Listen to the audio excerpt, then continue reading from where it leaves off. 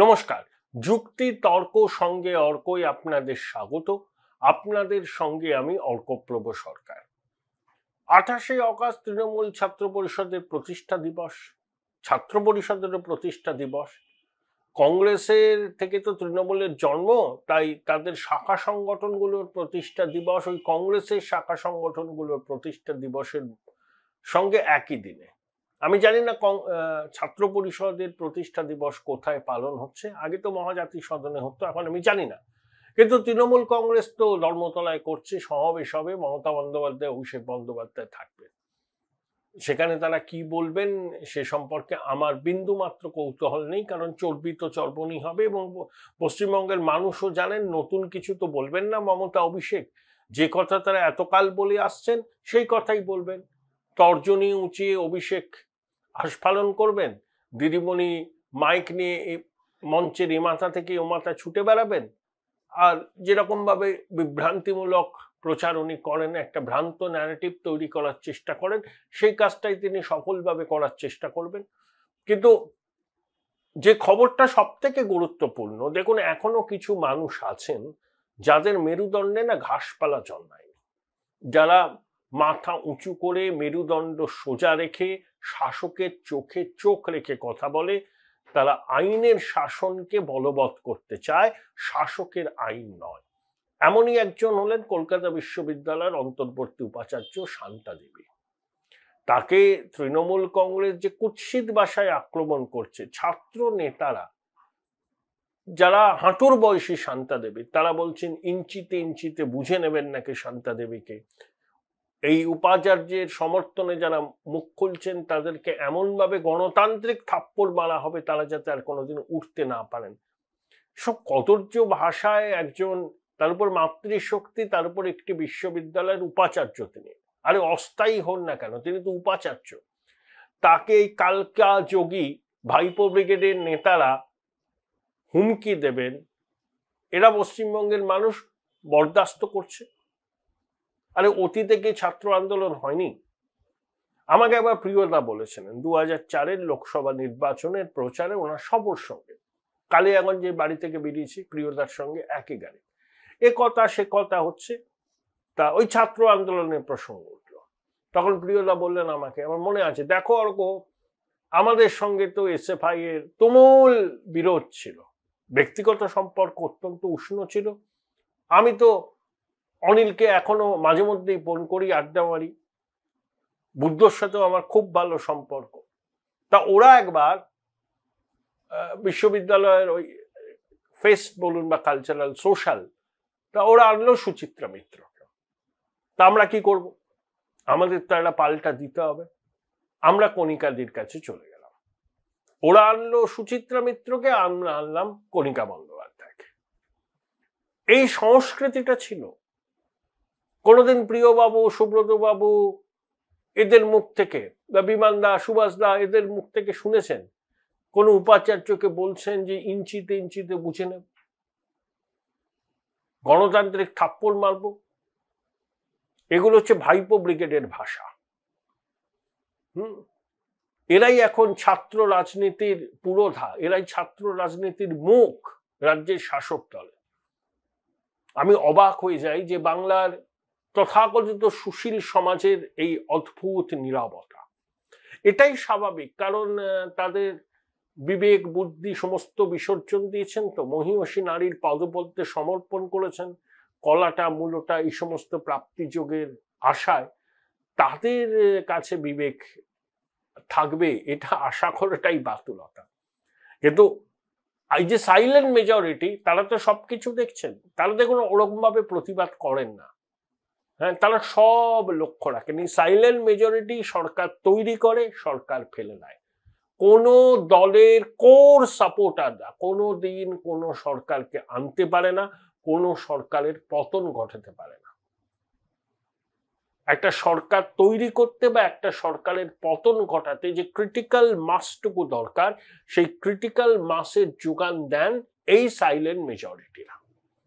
এই silent majority এই কালকাযোগী ছাত্র নেতাদের এই অশ্লীল আস্ফালন মোটেই ভালোভাবে দিচ্ছেন না।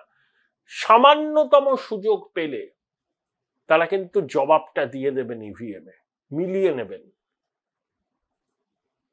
এই বাদলামি, এই আস্ফালন, এই কুরুচিকর ভাষা একজন শিক্ষক এবং তিনি মাতৃশক্তির অংশ, তার প্রতি প্রয়োগ করা হচ্ছে এবং এতে বিন্দুমাত্র অনুশোচনা নেই, বলছে যা বলেছি বেশ করেছি।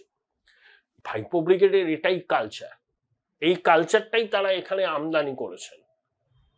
জোর যার মূল্যক তার, গায়ের জোরে সবকিছু করব। কোথাও কলেজে ছাত্র নেতারা ঢুকে অধ্যাপককে হেনস্থা করছেন,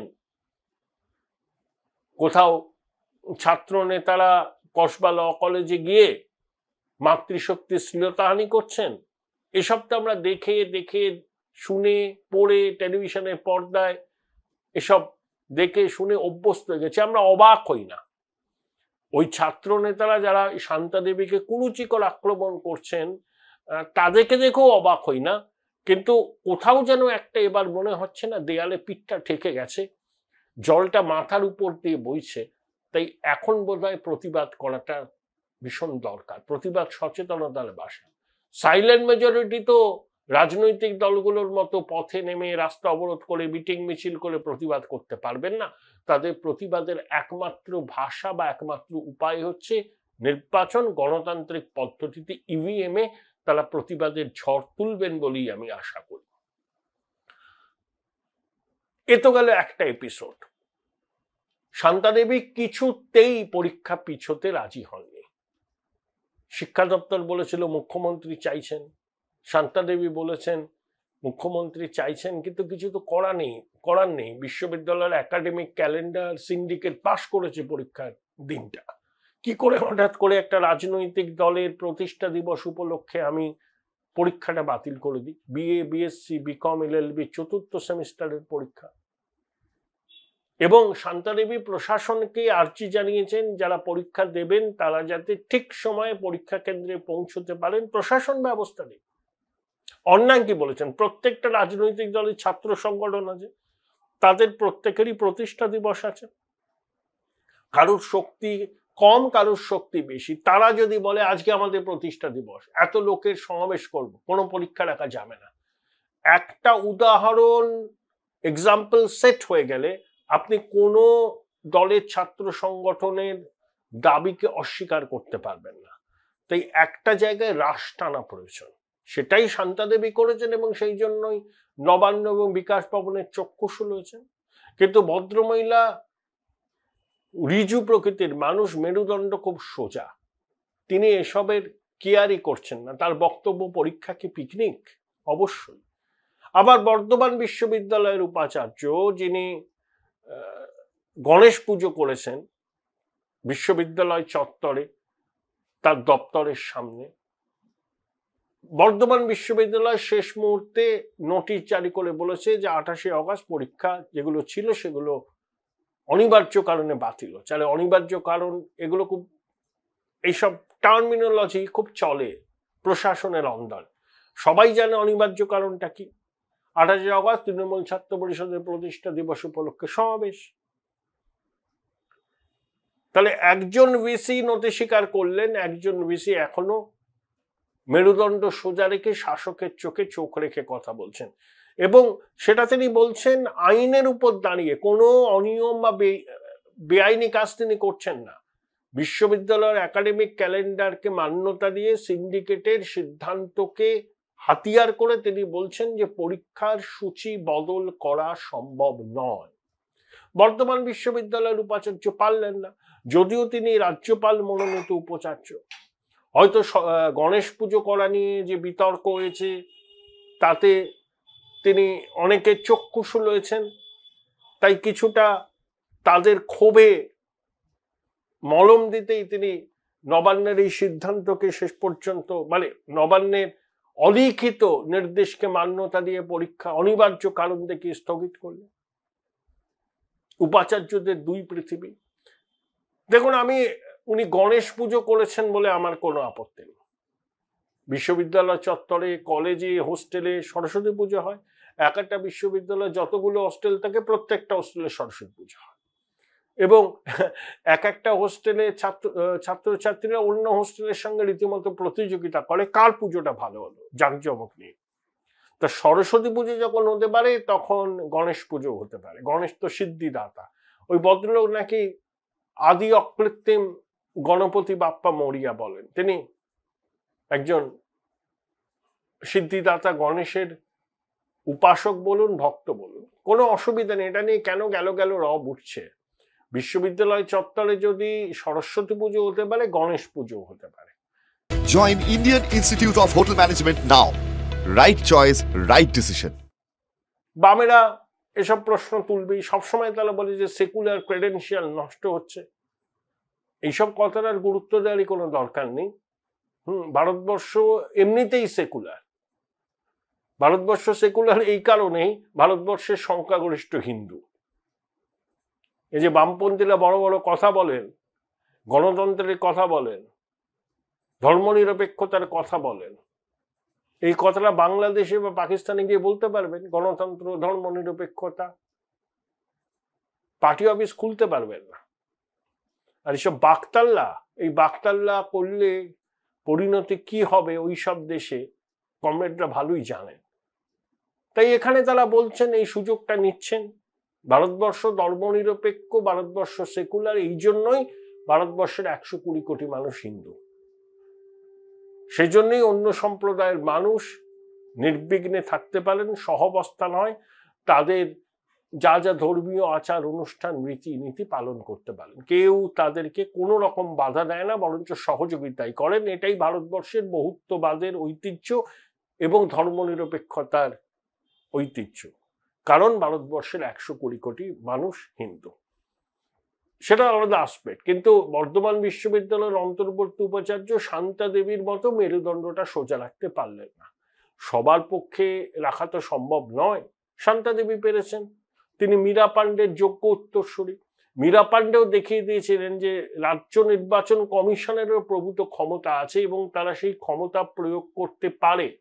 রাজ্য সরকারের সঙ্গে সুপ্রিম কোর্ট অব্দি মামলা হয়েছিল এবং মামলার রায় রাজ্য নির্বাচন কমিশনের পক্ষে গিয়েছিল, কেন্দ্রীয় বাহিনী দিয়েই ভোট হয়েছিল। আমি জানি না শান্তা দেবী যখন এই পদ থেকে সরে যাবেন, তাকে হয়তো অনেক এসব কুরুচিকর কথাবার্তা শুনতে হবে, তার বিরুদ্ধে প্রচার হবে, তিনি একটা বিশেষ রাজনৈতিক দলের হয়ে কাজ করছেন। প্রত্যেকের ব্যক্তিগত রাজনৈতিক মত থাকতে পারে, সেটা এখানে বিচার্য নয়। কিন্তু শান্তা দেবীরও হয়তো আছে, থাকাটা তো অস্বাভাবিক কিছু নয়, সবারই আছে। কিন্তু তিনি কিন্তু আইনের শাসনটাই লাগু করতে চেয়েছেন, বিশ্ববিদ্যালয়ের স্বাধিকার রক্ষা করতে চেয়েছেন এবং সিন্ডিকেটের সিদ্ধান্ত এবং একাডেমিক ক্যালেন্ডারে আস্থা রাখার কথাই বলেছেন। তাই তাকে এই আক্রমণের মুখে পড়তে হচ্ছে। কিন্তু একমাগে তো শীত চায় না। আমি আবার বললাম যে সাইলেন্ট মেজরিটি সবকিছু দেখছে, তারা এই অনাচারের জবাব ঠিক সময়ে দেবে। ধৈর্য ধরুন, গণতান্ত্রিক পদ্ধতিতে দেবেন, ইভিএম এর মাধ্যমে দেবেন। সেদিন আর খুব একটা দেরি নেই।